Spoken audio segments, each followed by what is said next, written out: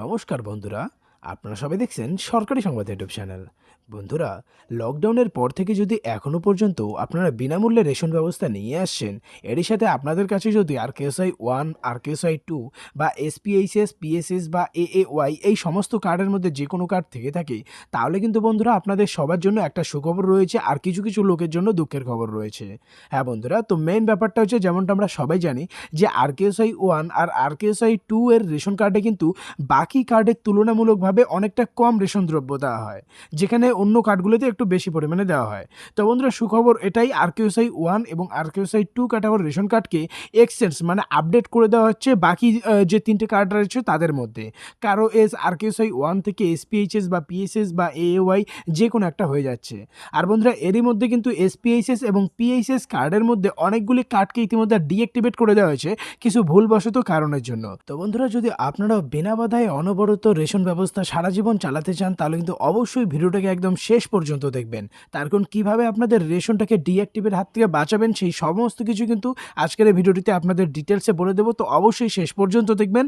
এরই সাথে বন্ধুরা, ভিডিওটিকে একটি লাইক করে দেবেন, আর এই ধরনের দরকারি আর গুরুত্বপূর্ণ খবর প্রতিদিন আপনাদের মোবাইলে পেতে হলে অবশ্যই চ্যানেলটাকে সাবস্ক্রাইব করে পাশের বেল নোটিফিকেশনটা অল করে দেবেন। তো বন্ধুরা, এটা চেক করার জন্য সবার প্রথমে আপনারা এই ওয়েবসাইটে আসবেন, food.wb.gov.in। এই ওয়েবসাইটে আসার পর আপনারা যখন নিচে চলে যাবেন, নিচে দেখবেন একটা অপশন আপনারা নিচে দেখতে পারবেন যেখানে লেখা আছে ভেরিফাই রেশন কার্ড। এই অপশনটাতে আপনার ক্লিক করতে হবে। এখানে বন্ধুরা যখনই ক্লিক করবেন, আপনাদের সামনে এই ধরনের আর একটা ওয়েব পেজ খুলে যাবে। এখানে আসার পরে নিচে দেখবেন একটা অপশন পাবেন যেখানে আপনার রেশন কার্ড নাম্বার দেওয়ার অপশন থাকবে, নিচে আপনার কোন ক্যাটাগরির রেশন কার্ড আছে সেটা দেওয়ার অপশন থাকবে। আর এই দুটো টাইপ করার পরে নিচে আপনারা দেখতে পারবেন ক্যাপচা কোড দেওয়ার অপশন আছে। ক্যাপচা কোডটা দিয়ে আপনার এই সার্চের বাটনটাতে ক্লিক করতে হবে। বন্ধুরা, যখন এই সার্চের বাটনটাতে ক্লিক করবেন, আপনার রেশন কার্ড অনুযায়ী আপনার যা যা ডিটেলস আছে পুরোটাই নিচে চলে আসবে, যেখানে আপনি আপনার নাম, আপনার সমস্ত ঠিকানা, যার আপনার বাবা মা সবার নাম এখানে আপনি দেখতে পারবেন। এখানে বন্ধুরা যখন আপনারা নিচে আসবেন, নিচে একটা অপশন আপনারা দেখতে পারবেন যেখানে লেখা আছে কেওয়াইসি ডান। এখানে কিন্তু ইয়েস লেখা আছে। যদি বন্ধুরা এটা নো থাকে, তাহলে কিন্তু আপনার রেশন কার্ডটা ডিঅ্যাক্টিভেট, এটা বুঝে নিতে হবে।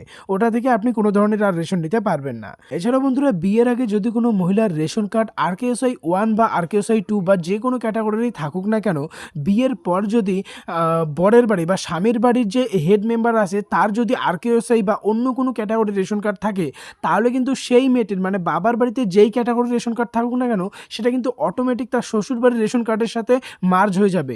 ধরুন বাবার বাড়িতে যদি আরকেএসআই 1 থাকে আর শ্বশুর বাড়িতে যে হেড তার যদি পিএইচএস থাকে, তাহলে অটোমেটিক কিন্তু সেই মহিলাটিরও যে রেশন কার্ডটা আছে সেটা পিএইচএসে চেঞ্জ হয়ে যাবে।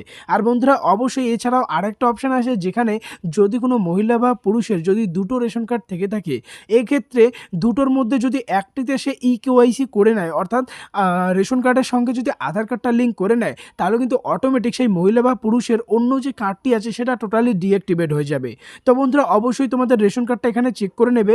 যদি তোমাদেরও কেওয়াইসি এখানে নো করা থাকে বা অফ করা থাকে, তাহলে কিন্তু অবশ্যই তোমাদের রেশন কার্ডের সঙ্গে আধার কার্ডটা লিঙ্ক করে নেবে, তাহলেই তোমাদের রেশন কার্ডটা আবারও চালু হয়ে যাবে।